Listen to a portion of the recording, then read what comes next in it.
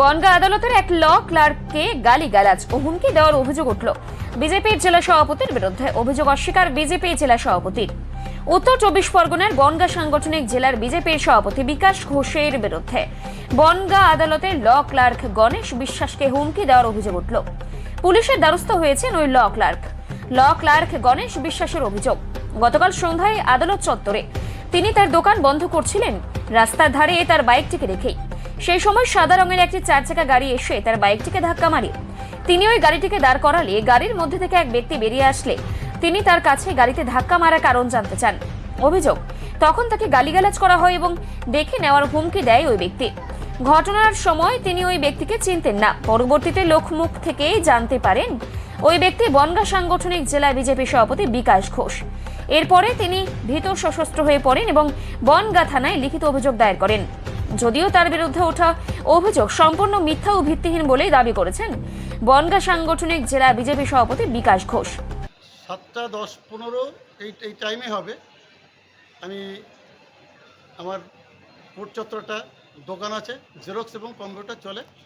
আমি সব কাজকর্ম শেষ করে যখন দোকান বন্ধ করতে আসি, তখন আমার নিজের মোটরসাইকেলটা দোকানের সামনে দাঁড় করিয়ে দোকানটা যখন গুছিয়ে গেছে, যখন বেরোতে যাব ঠিক আগের মুহূর্তেই একটা গাড়ি, 4 চাকা গাড়ি এসে ঢোকে, ওই রাস্তা দিয়ে আসে এবং আমার বাইকে বেশ জোরালোভাবে ধাক্কা মেরে ফেলে দেয়। আমি তখন যখন ফেলে দিয়ে বেরিয়ে যাচ্ছেন, তখন আমি গাড়িটাকে দাঁড় করে জিজ্ঞেস করি, এটা কি হলো? এই যে আপনি মেরে দিয়ে বেরিয়ে যাচ্ছেন, এটা কী হলো? তখন ওই গাড়ির ভেতর থেকে একজন ভদ্রলোক বেরিয়ে আসেন এবং আমার সঙ্গে এসে জিজ্ঞেস করেন, এই কি আপনি একটু ভদ্রভাবে কথা বলুন, এবং বেশ সরাসরি কথাটা বলেন। আমি তখন ওনাকে বলে, এর থেকে কী ভদ্রভাবে বলবো? আপনি যে গাড়িটা মেরে দিয়ে বেরিয়ে যাচ্ছেন, এর থেকে কী খারাপ সুরে কথাবার্তা বললাম? আপনার কী অভদ্রভাবে কথাবার্তা বললাম? এটা আপনার ঠিক নয়। এই অন্তত আপনি একটু ঠিকঠাকভাবে চলাফেরা করুন এবং আপনিও লোকের সঙ্গে ভদ্র ব্যবহারটা করুন। বলাতে উনি আরও চড়াও সরিয়ে বলেন যে, আমি তোমাকে দেখে নেবো, বুঝে নেবো তুমি কত বড় কী হয়েছো, তুমি কত বড় কী হয়েছো আমি ঠিক বুঝে নেবো। পরবর্তী সময়ে আমি ওই ভদ্রলোককে বলি যে, আপনি একটু শান্ত হয়ে কথা বলুন এবং একটু বোঝার চেষ্টা করুন, আমার যে বাইকটা ক্ষতি হলো তাই ক্ষতিপূরণটা কে দেবে।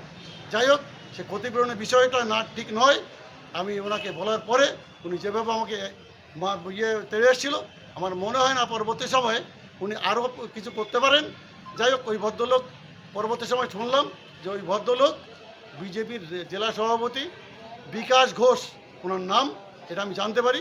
আমি যাই হোক, বর্তমানে খুব ভীত সন্ত্রস্ত অবস্থায় আছি।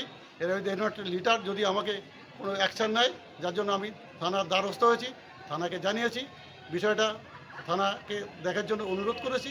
যাই হোক, এর কিছু একটা হেস্তনেস্ত হওয়া দরকার আছে। এই জাতীয় লিডার আমার সঙ্গে যেটা করেছে, আগামী দিন যে আরও কারোর সাথে খারাপ ব্যবহার করবে না, এটা আমি কী করে বুঝবো? হয়তো এর থেকে আরও খারাপ ব্যবহার করতে পারে, যার জন্য ওনার অন্তত একটা আইনি ব্যবস্থা নেওয়া হোক, যাতে উনি একটু সভ্য হয়ে চলাফেরা করতে পারে। আপনার নাম? আমার নাম গণেশ বিশ্বাস, ল ক্লার্ক, বনগাঁ কোর্ট। সেই দোকানদার থানায় একটা গতকাল রাত্রে অভিযোগও করেছে আপনার নামে, কি বলবেন? পুরো মিথ্যে কথা, একটা ভিত্তিহীন কথা।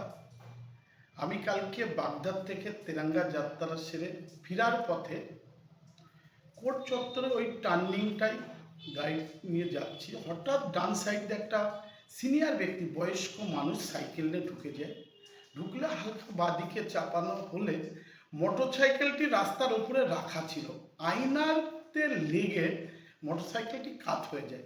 সঙ্গে সঙ্গে আমার দুটো ছেলে নেমে যায় এবং আমি লাফিয়ে নেমে গাড়িটা তোলা হয়। তোলা অবস্থায় দেখি ওই লোকটি হঠাৎ চড়ে আসলে বিশ্রী ভাষায় গালাগালি করে এবং হঠাৎ দেখি উনি চড়ে আসছে, হাত পা তুলছে। তারপর দেখি ওনার মুখ দিয়ে মদের গন্ধ বেরোচ্ছে, মদ্যপান অবস্থায় রয়েছে। ওর জন্য আমি ওখানে আর কোনো কথা না বলে আমি মাথাটা নিচু করে গাড়িতে উঠে চলে আসলাম। তারপরে শুনলাম উনি টিএমসির কোনো নেতার কোনো কিছু, আর টিএমসির এইটাই কালচার, সন্ধে হলেই মদ্যপান অবস্থায় থাকে। ওর জন্যে মাথা নিচু করে নিজের সম্মান বজিয়ে রেখে চলে এসেছে। ওনার অভিযোগ যে আপনি পরে দেখে নেওয়ার বুঝে নেওয়ার এই ধরনের হুমকি দিয়েছে? না, এটা মিথ্যে কথা। ওখানে আরো যারা ছিল সেই সব দোকানদাররা ওনার প্রতি চড়া হয়েছে যে কি করছেন। আমি কোনো কথা না বলে আমি গাড়িটি আস্তে আস্তে ব্যাকে নিয়ে চলে আসলাম। কেন মদ্যপান অবস্থায় রয়েছে, তার সাথে কি কথা বলবো? এবং এর পাশাপাশি তিনি এও দিয়েছেন। না, এগুলো মিথ্যে কথা।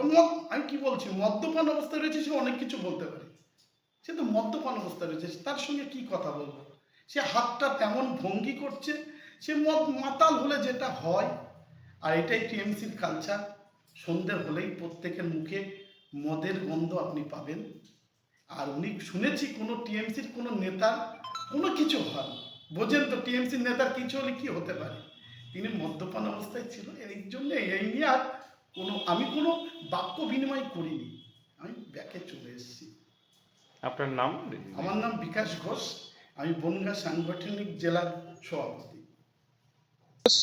একটা স্বৈরাচারী বিজেপি, যার কারণে বিজেপির ছোট বড় নেতা যেখানেই থাকুক না কেন সবারই একই ব্যাপার, যে মানুষকে মানুষ মনে করে না, মানুষের পরে অত্যাচার এবং মানুষকে যত রকম ভাবে অপদস্থ করা যায় সেটা বিজেপি, ওরা দিল্লি থেকে শিখেছে যে বাংলার মানুষের প্রতি যে অত্যাচার, ও বাংলায় রয়েছে কিন্তু বুঝতে পারছে না যে এই বাংলার আমিও থাকি, কিন্তু সেই বাঙালিদের উপরে যেভাবে বিজেপি অত্যাচার, বিজেপি বাংলা ভাষাভাষীদের মানুষের সাথে দুর্ব্যবহার করছে, ওরাও ঠিক সেই রকম ভাবে যে স্বৈরাচারী মনোভাব নিয়ে করছে। একটা অপদার্থ, এমন দিন আসবে যে আমি চিনি যে ওর এলাকার জনপ্রিয়তা একদম মাটির সাথে মিশে আছে এবং অসামাজিক অনেক কাজকর্মের সাথে যুক্ত আছে, আমরা সবটাই জানি। এরকম ঔদ্ধত্য যদি থাকে নিশ্চিতভাবে একদিন মানুষ উপযুক্ত জবাব দেবে, মানুষ রুখে দাঁড়িয়ে গণপিটানি দিয়ে দেবে।